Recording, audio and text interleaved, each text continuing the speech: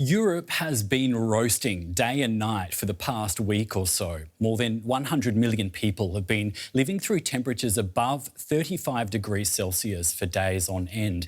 And for some places like where I'm from, Australia, that's pretty normal. But for here, a continent not really built for sustained and punishing heat like this, it's hitting very hard. And this is starting to feel really familiar, right? Every year now, new heat records fall, all followed by the same warning that this is our future. So that's what we're digging into today, not to try and scare you and cause panic, but to really understand what's going on and why. Because shortly, I'll be speaking to the lead author of a new study, this one here, that says this heat simply wouldn't have been possible a few decades ago. That interview is coming up after I speak to a meteorologist in a moment. Before that, though, let's take a look at the predicted temperatures in Europe over the coming days from the website windy.com. Western Europe has been particularly hard hit, but the high temperatures are heading northeast over the coming days. In many places, there is little respite at night, which poses a severe threat to human health. And on Sunday, things will get even worse. Here in Berlin, the prediction is a staggering 41 degrees Celsius. Now, that would be the highest ever recorded temperature here, smashing the previous record of 39.2 degrees set in 2015. We can speak now to Armel Castellan, Extreme Heat Services Technical Advisor at the World Meteorological Organization. Armel, great to see you. Tell us, what's been the most striking thing about this heatwave to you as someone that closely watches the weather? Yeah, this event is striking.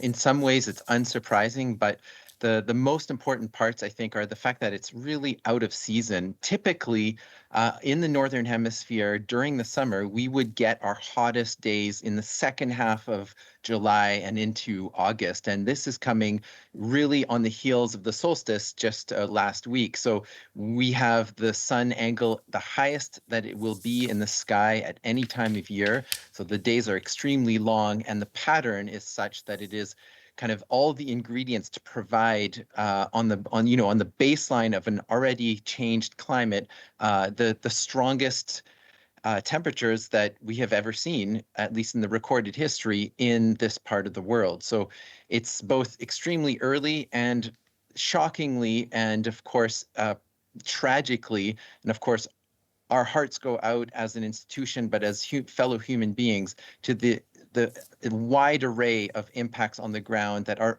in real time being documented, from toddlers being, shut in cars and fatalities of that nature, drownings that are related, of course, to the heat indirectly, and all of the cross-sectoral elements of how heat can affect not just one hospital here and there, but literally the entire population in various ways. Let's talk about that a little bit more. Who are the most vulnerable groups in heat waves like this one? Yeah, so the vulnerable groups are the youngest and, of course, the oldest, our elders. But actually, more and more, we're seeing that people that are adults, maybe they're 45, 50 years old and maybe up to 65 are also target audiences because they're often continuing to act in this heat the way they might and go for runs in the afternoon and go in the garden and garden for a couple hours and forgetting to drink enough water, forgetting to find the shade, forgetting to take care of oneself. So yes, the number one action that we can do is to take care of the folks that we have under our care or the people that we know that are living alone in probably an indoor environment that's also becoming dangerously hot as you get into days, 3, 4 and beyond of an extreme heat event.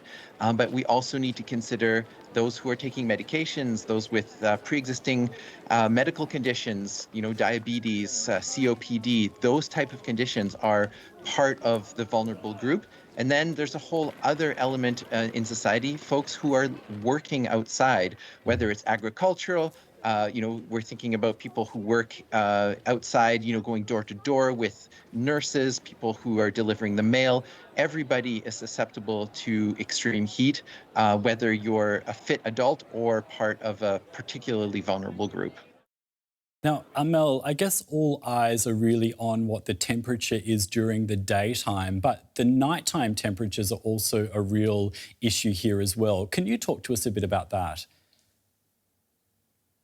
I absolutely can, and I'm really glad you brought this up. The overnight minimum temperatures are actually rising globally faster than the daytime highs, and they don't get as much attention because they're not as dramatic. They're not going to be, 41s and 44s as we're seeing in Europe the last couple days, but the overnight lows that are what are sometimes termed tropical nights, so they don't dip below 20 degrees, doesn't let the environment, the ecosystem, and our homes release the heat that was built up during the middle of the day and into the afternoon hours. So every morning we're starting with higher temperatures than the day before in these multi-day events.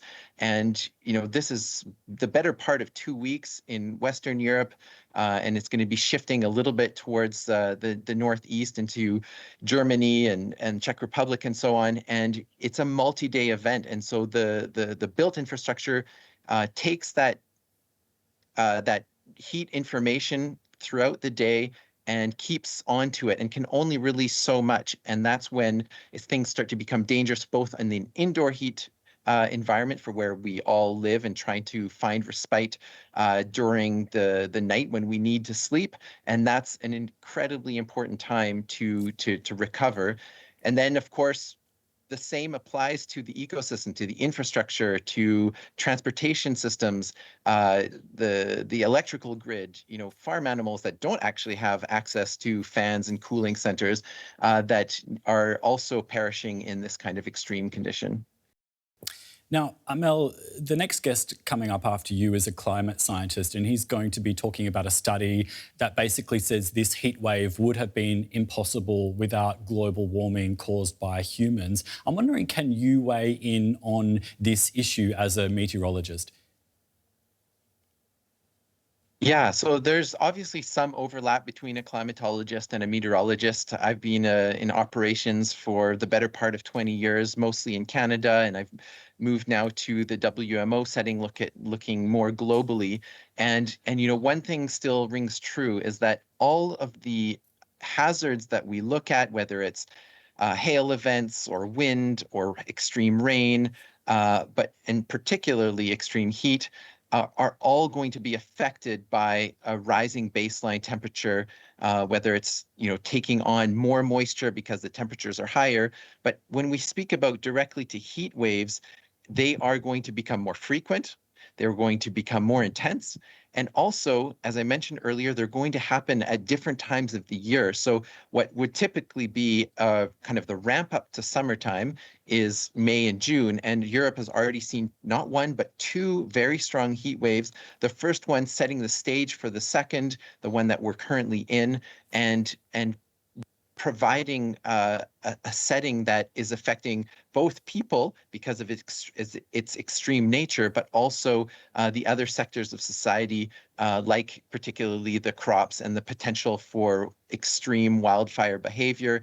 And of course, that's again linked to health because we've got the potential for smoke or fine particulate matter, as the epidemiologists like to call it, and that is also a compounding element of how strong this signal is affecting other parts. The interconnectedness of heat with other parts of society and other parts of nature. Um, Yeah. the other elements that we can consider when we think about, sorry, go ahead. No, please continue. Yeah, climatology and meteorology also intersect in this area in the sense that, we are now seeing attribution of events almost in real time, which is very much kind of the playing field of a meteorologist when we're looking at that, that 3 to 10 day window, seeing what kind of signals are on their way, and that manifesting with really good accuracy, and knowing that the link to the impacts is extremely strong, and then finding that that the fingerprints of anthropogenic climate change is in fact directly associated to certain events is very alarming, and it's also in some ways validating towards the kinds of records that meteorologists will be forecasting. Thank you so much for breaking this down for us, Armel. We've been speaking to Armel Castellan from the World Meteorological Organization. Theodore Keeping is an extreme weather researcher at Imperial College London. He's also the lead author of a new so-called rapid study by the World Weather Attribution, which is a collaboration of global institutes and climate academics. Now, Theodore, we're talking to you because of this extreme heat that Europe is going through. Your study looks at how global warming caused by humans has impacted this. Can you just break down what your main findings are? Yeah, so this is using the increasingly established scientific field of attribution science. What that does is it draws the link between a specific weather event, so in this case, this huge and really intense heat wave we're seeing across Europe, and global warming due to human activity. And what we've found is that just in the last 50 years, this heat wave, which is record-breaking in so many different ways, has gone from an event that we would never expect to experience, virtually impossible, to an event that we would expect to happen multiple times in our lifetime. And even since 2003, which was the first major European heat wave, often referred to as a wake-up call to Europe, the warming that we've had since then, about 0.6 degrees of global warming has happened since then, has resulted in a dramatic shift in the likelihood of heat events like this as well. So just to be clear about, I guess, how rapidly this is happening, you're saying that this kind of heat wave would have been impossible 50 years ago. Does that mean we still would have had heat waves, but that global warming is making them worse? Yeah, so absolutely, we've always had heat waves, but the difference is how hot those heat waves are. So the way the climate works is you have, a normal temperature, and then as you get towards more extremes, they become less and less likely, almost exponentially less likely. And what that means is with a small shift in the Earth's temperature, it might be a fraction of a degree, you can have a huge shift in the likelihood of extremes. So we've found that the change in likelihood of this sort of weather event is well over 500 times since it would have been 50 years ago. And even if we look at the same rarity of events, so how rare this event is in this climate, we can also look at how much cooler a heat wave would have been 50 years ago. And we found that this heat wave that we're seeing across Europe now would have been, for an event this rare, about 3 degrees cooler. And if you think about what that actually feels like, that's a huge difference, right? It's the difference between a 30-degree and a 27-degree day, which, I think people will really viscerally feel how much of a difference that makes in your life. And these shifts that you're talking about, just to be clear about what's causing them, your study is saying climate change caused by fossil fuels. Yes, absolutely. We look at human-driven climate change. And since pre-industrial times, before we started emitting carbon and other greenhouse gases due to burning fossil fuels, we have seen about 1.4 degrees of global warming. And what that tends to mean for most rare heat wave events, most of the really extreme ones, is we are stepping into unprecedented territory. We're seeing heat extremes that we never would have seen without climate change. And that's exactly the case for this heat wave. And that's actually also why we looked at these two more recent time periods and the change in likelihood since then. We looked at the change in likelihood since 1976, 50 years ago, and since that the first major European heat wave of this century in 2003. And we found that really dramatic increase in likelihood even in just over the last 20 years. Okay. Theodore, what about people who might be thinking this might not necessarily be climate change but El Nino instead? Has that influenced this at all? It has not influenced this heat wave event. So we actually tested for the effect of El Nino. We're able to look at all sorts of what we call internal modes of climate variability. So we looked at El Nino, and we also looked at the dominant mode of variability that affects Europe, which is not El Nino. It's something called the North Atlantic Oscillation. And what we did is we looked at the effect of Atlantic sea surface temperatures, that's the North Atlantic Oscillation, and this big pool of warm water in the Pacific that we know is going to be affecting weather in many parts of the world dramatically this year. But what we found is that this heat wave was not affected by these two climate modes or variability in the climate, and that this heat wave can be entirely attributed to the effect of human-caused climate change.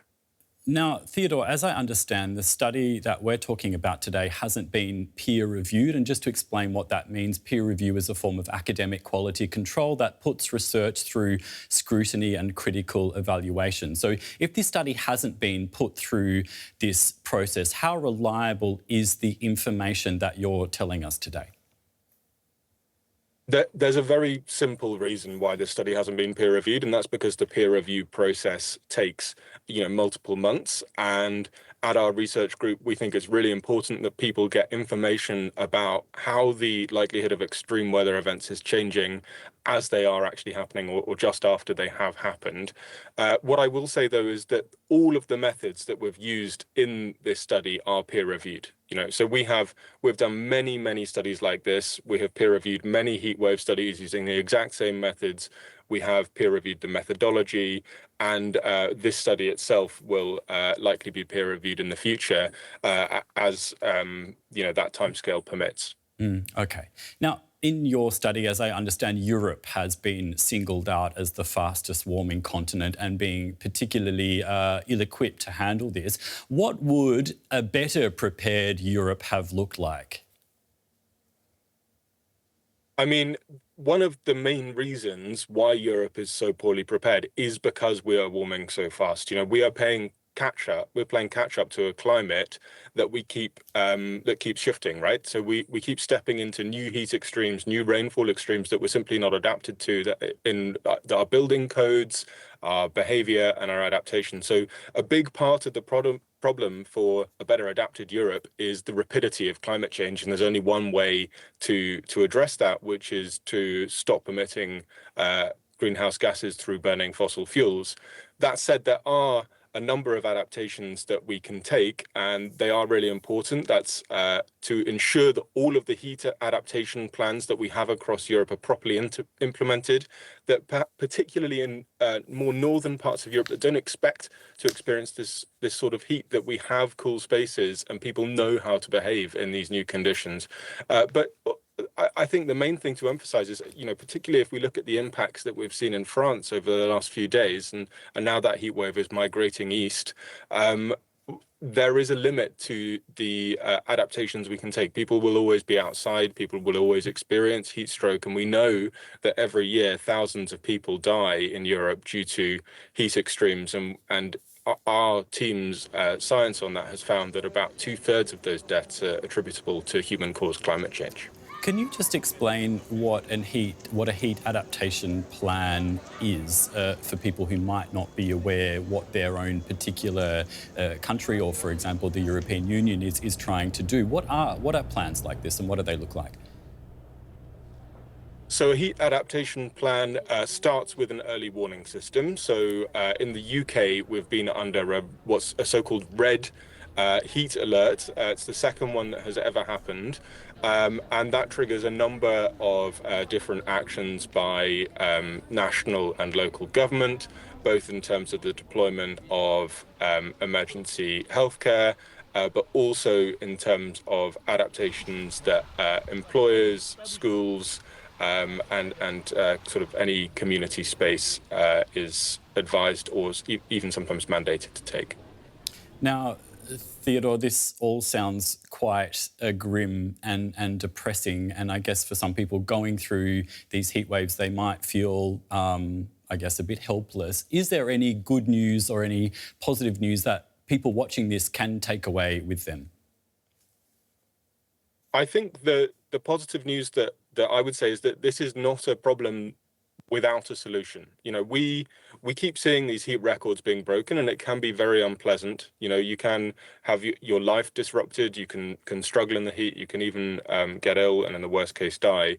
But this is not a problem without a solution. We can adapt. We can make the impacts of these sort of heat events less severe societally, and we can also stop the problem. We can stop stepping into this new extreme climate, and we can reduce our emissions globally and try and prevent these heat extremes from worsening even further.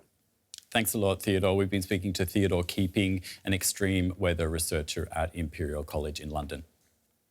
So if you're here in Europe, how are you coping? And if you're somewhere else in the world, tell us how you deal with weather extremes. Let us know in the comments, and don't forget to like this video and subscribe to our channel. I'm Jared Reid in Berlin. Take care and stay cool.